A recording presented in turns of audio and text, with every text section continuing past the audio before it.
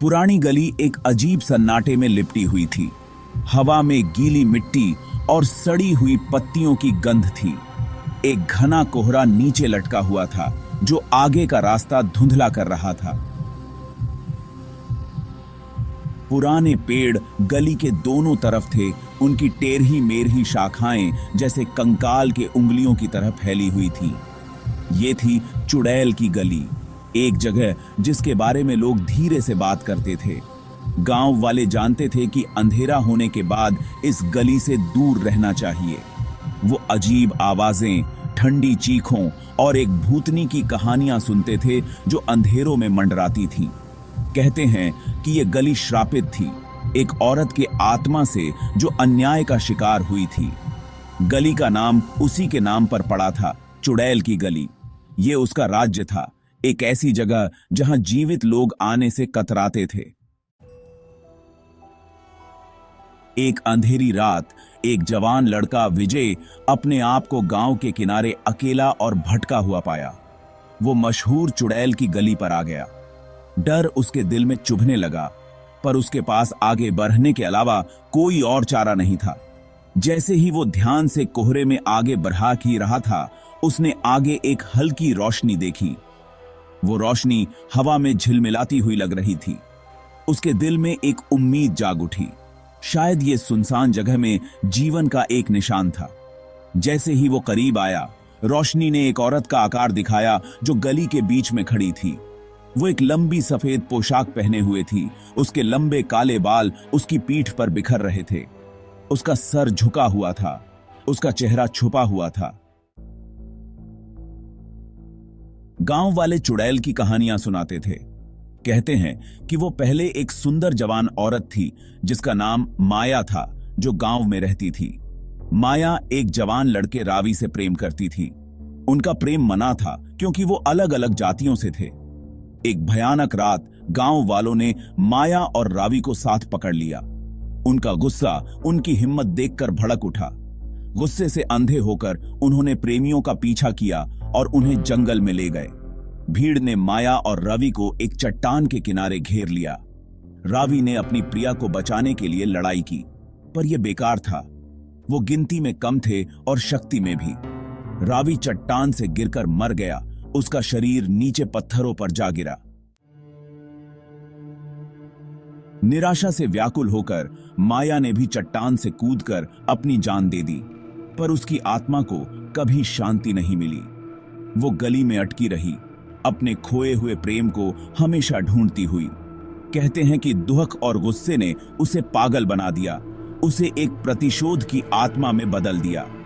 विजय थरथर कर खड़ा था, उसकी सांसें अटक गई थी। उसने वो कहानियां सुनी थी, वो अफसाने, वो दंत कथाएं, पर कुछ भी उसे इसके लिए तैयार नहीं कर सकता था। सफेद पोशाक वाली औरत चुड़ैल वास्तविक थी। अचानक वो औरत धीरे से अपना सर उठाती है। उसका चेहरा जो कभी सुंदर था अब एक भयानक रूप ले चुका था। उसकी आंखें एक अजीब लाल रोशनी से चमक रही थीं। विजय डर के मारे पीछे हट गया। विजय पीछे मुड़ा और भागा। उसका दिल उसके सीने में जोरों से धड़क रहा था। वो पीछे से चुड़ैल की खौफनाक हंसी गूंजती हुई सुन सकता था। परछाइयां मानो उस तक पहुंचने की कोशिश कर रही थी। उनका स्पर्श बर्फीला ठंडा। वो उसकी मौजूदगी को अपने करीब महसूस कर सकता था। उसने पीछे मुड़कर देखने की हिम्मत नहीं की, पर वो उसका गुस्सा, उसका दुहक, उसकी निराशा सब महसूस कर सकता था। गली उसके दर्द से जीवित थी। विजय तब तक भागा जब तक वो और नहीं भाग सका। वो जमीन पर गिर पड़ा, हांफते हुए। उसने ऊपर देखा और पाया कि वो गली के आखिर में पहुंच चुका था। वो एक घने कोहरे से घिरा हुआ था, पहले से भी ज्यादा घना। जैसे ही कोहरा छंटने लगा, विजय ने देखा कि एक व्यक्ति प्रकाश के किनारे पर खड़ा है। वो एक बूढ़ी औरत थी। उसका चेहरा झुर्रियों से भरा हुआ था। उसकी आंखें एक गहरे दुहक से भरी हुई थी। कौन हो तुम? विजय ने पूछा। उसकी आवाज कांप रही थी। मैं तो बस इस गली की एक साधारण सी सेविका हूं। बूढ़ी औरत ने जवाब दिया। उसकी आवाज उम्र के साथ कर्कश हो गई थी। इस गली में बहुत से रहस्य हैं जवान, ऐसे रहस्य जो जीवित लोगों के जानने के लिए नहीं हैं। विजय ने बोलने से पहले एक पल के लिए हिचकिचाया। मैंने उसे देखा, उसने फुसफुसाते हुए कहा। चुड़ैल को? वो असली थी। बूढ़ी औरत ने धीरे से सिर हिलाया। हां, उसने कहा, वो असली है, लेकिन वो वैसी नहीं है जैसी तुम सोचते हो। बूढ़ी औरत विजय को पेड़ों के बीच छिपे एक जीर्ण शीर्ण मंदिर तक ले गई। वो एक छोटा सा साधारण सा ढांचा था, लेकिन उसके बारे में एक अजीब सी आभा थी। ये प्राचीन, शक्तिशाली लग रहा था। यहीं वो आती है, बूढ़ी औरत ने कहा। यहीं वो उसके सबसे करीब महसूस करती है। विजय की रियर एज की हड्डी में एक सिहरन दौड़ गई। वो महसूस कर सकता था कि वो पवित्र भूमि पर चल रहा था। वो गली के इतिहास के भार को अपने ऊपर दबाव डालते हुए महसूस कर सकता था। जैसे ही विजय देखता रहा, चुड़ैल की आकृति परछाइयों से उभरी, लेकिन वो अब अलग दिख रही थी। वो गुस्सा और क्रोध जो उसके चेहरे को विकृत कर रहे थे, गायब हो चुके थे। उनकी जगह एक गहरा दुख, एक चाहत थी। और फिर विजय ने उसे देखा।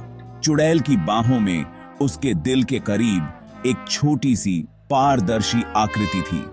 वो एक बच्चा था जिसकी आंखें नींद में शांति से बंद थीं। बूढ़ी औरत ने विजय के हाथ पर दिलासा देते हुए हाथ रखा। वो यहां किसी को नुकसान पहुंचाने नहीं आई है, उसने धीरे से कहा। वो यहां बस उसके लिए है, अपने बच्चे के लिए। बूढ़ी औरत ने विजय को माया और रावी की असली कहानी बताई। उसने बताया कि कैसे माया रावी के बच्चे के साथ गर्भवती थी जब गांव वालों ने उन्हें जंगल में खदेड़ दिया था। उसने बताया कि कैसे माया ने अपने अजन्मे बच्चे की रक्षा करते हुए दम तोड़ दिया था। उसने बताया कि कैसे गांव वालों ने अपराध बोध और पछतावे से भरे हुए माया और उसके बच्चे की याद में मंदिर बनवाया था। उन्होंने उसके रहस्य की रक्षा करने, उसकी स्मृति का सम्मान करने की कसम खाई थी। बूढ़ी औरत ने समझाया कि माया कोई तामसिक आत्मा नहीं थी। वो एक दुखी मां थी, गली में फंसी हुई, आगे बढ़ने में असमर्थ। वो अपने बच्चे को, अपने खोए हुए प्यार को खोज रही थी। विजय को चुड़ैल के लिए सहानुभूति का अनुभव हुआ। वो उसका दर्द, उसका दुख समझ गया। उसने देखा जैसे माया ने मंदिर तक पहुंचने के लिए हाथ बढ़ाया, उसका भूतिया हाथ पत्थर से गुजर गया। अचानक उसकी बाहों में बच्चे की आत्मा हिल गई। उसने अपनी आंखें खोलीं और मुस्कुराते हुए माया तक पहुंचा। माया के चेहरे पर शांति छा गई और फिर जैसे ही अचानक वो प्रकट हुई थी, माया चली गई। गली शांत थी, केवल हवा में पत्तों की सरसराहट की आवाज आ रही थी। चुड़ैल की गली का श्राप उठ गया था। चुड़ैल की गली का आवास